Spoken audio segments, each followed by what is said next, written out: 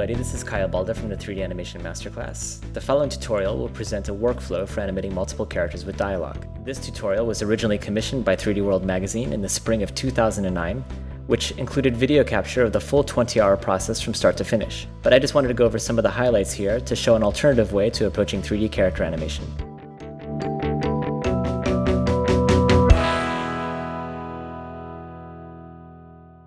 And we're really just trying to do what's called the mambo. And it's really just a step forward, feet together, step back, feet together, step forward, feet together, step back, feet together. Yeah. We were like 3 left feet. All of us were stumbling everywhere, couldn't get it, you know? Sei stato tu che hai fatto questo, non io. So before getting too involved with setting keyframes and posing the characters, I think it's a good idea to sort out your acting choices. I'm a big fan of video reference because you can quickly explore many different options in a short amount of time. What you're seeing here are the best of about a dozen takes of me lip-syncing to both of the characters' voices in front of a webcam. After feeling satisfied with a couple of the takes, I put them together to get a broad idea of how these characters might move and work together in the scene. And we're really just trying to do what's called the mambo. And it's really just a step forward, feet together, step back, feet together, step forward, feet together, step back, feet together. We were like 3 left feet. All of us were stumbling everywhere, couldn't get it, you know? Sei stato tu che hai fatto questo, non io. One of the reasons I love animation is that it's basically playing.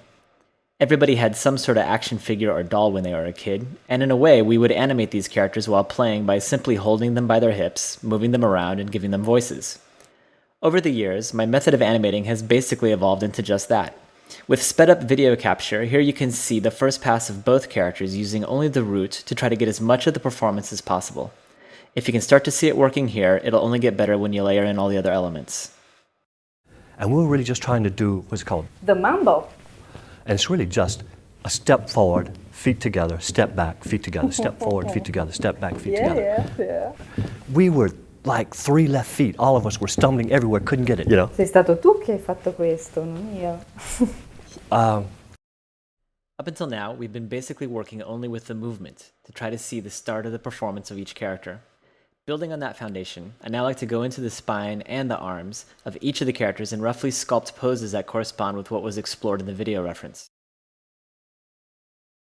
I do think, however, that it's important to stay open to discovering something new in the process and adding new and different poses as you go. This keeps the process more organic and creative. Hands have a tendency to look like stiff boat paddles when they are in the default position. Especially this guy, his fingers are so long. So it's good to try to find something more relaxed in the pose, even if the finger animation won't be worked out until much later in the process. And we're really just trying to do what's called the mambo. And it's really just a step forward, feet together, step back, feet together, step forward, feet together, step back, feet together. We were like 3 left feet. All of us were stumbling everywhere, couldn't get it, you know? Sei stato tu che hai fatto questo, non io. The eyes are also an incredibly important part of the performance.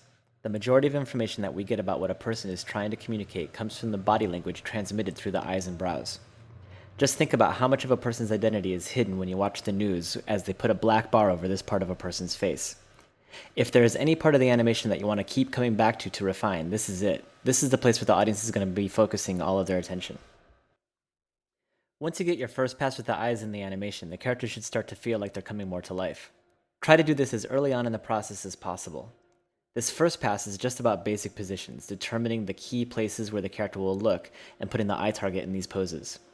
Moving through the entire shot, look for key moments of emotional change that are obvious for the eyebrows. Remember, these are just the broad strokes and a good place to start. More detail will be added later. And we're really just trying to do what's called the mambo. And it's really just a step forward, feet together, step back, feet together, step forward, feet together, step back, feet together. We were like 3 left feet. All of us were stumbling everywhere, couldn't get it, you know? Sei stato tu che hai fatto questo, non io. After the initial posing and timing is done, finding the best way to get into and out of those poses will help make a more fluid and appealing performance. Working from the poses that have been established, you can go in and offset the extremes of all the joints so that the head leads the turning of the torso or the wrists follow the bending of the elbows, for example. I like to work on each joint separately, offsetting the extremes of the movement as I go from the inside, the root, up through the spine and down through the arms. Later this will all be polished, but you should really be starting to see the movement come together in a more fluid way at this point. And we're really just trying to do what's called the mambo. And it's really just a step forward, feet together, step back, feet together, step forward, feet together, step back, feet together. Yeah. We were like 3 left feet. All of us were stumbling everywhere, couldn't get it, you know? Sei stato tu che hai fatto questo, non io. Up until now, the only facial work that has been done is on the eye direction and the broad posing of the eyebrows. In this next pass, more attention will be laid upon the facial changes, including some of the more emotionally driven mouth poses like surprises or smiling. Eyeblinks are great devices for motivating a change in direction of where the character is looking, as well as anticipation for a new facial expression, or even just as a way to keep the character alive when they're not doing anything else. There is no specific formula in terms of timing for an eye blink. However, one quality that seems to be true for all blinks is that they close faster than they open, so the accent should always be on the downward movement. And we're really just trying to do what's called the mambo. And it's really just a step forward, feet together, step back, feet together, step forward, feet together, step back, feet together. Yeah. We were like 3 left feet. All of us were stumbling everywhere, couldn't get it, you know? Sei stato tu che hai fatto questo, non io. The most important thing about lip sync is to make it look good enough so that nobody ever looks at it. If this is working, then the eyes of the character will be the thing that attracts the attention of the audience, and therefore the emotional beats of the story will be communicated. Listen carefully to the audio track, and picking out the phonic sounds, go into the mouth controls and sculpt each of the individual poses. After a short while, it'll be easy to copy and paste the repeats, or perhaps you're even working with a pose library, in which case it's easier to just grab the poses. What is just as important as the shapes that you do see are the ones that you don't. Be careful not to make the lip sync look too chattery, which often happens by including every single sound that you hear. And we're really just trying to do what's called One of the best rules I know for creating lip sync is to have at least one in-between frame for any 2 different mouth shapes. So you would never pop from one shape into the other in a single frame, which is a problem when dialogue begins to look too chattery. Not being an Italian speaker myself, I had to rely on the video reference provided here by KARIN, who did the voice of the Italian woman.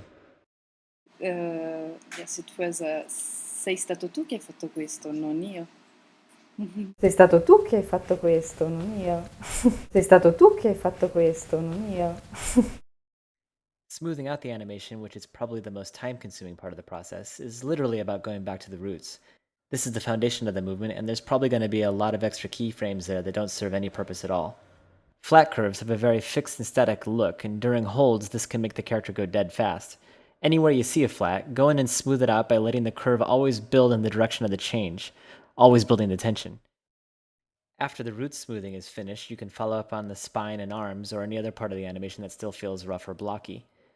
Once you get one thing smoothed out, something else will pop out that wasn't obvious before. Just keep polishing and smoothing until it feels finished, or if you're working in production, until you run out of time. And that's basically it, the broad strokes at least. This particular piece of animation took me about 20 hours to create, and you can find all 20 hours of the screen capture in the June 2009 issue of 3D World magazine. This is certainly not the only way to approach animating 3D characters, so take from it what feels right for you. And for more information about the 3D Animation Masterclass, visit www.kylebalda.com. Thanks for watching. And we're really just trying to do what's called the mambo. And it's really just a step forward, feet together, step back, feet together, step forward, feet together, step back, feet together. Yeah. We were like 3 left feet. All of us were stumbling everywhere, couldn't get it, you know? Sei stato tu che hai fatto questo, non io.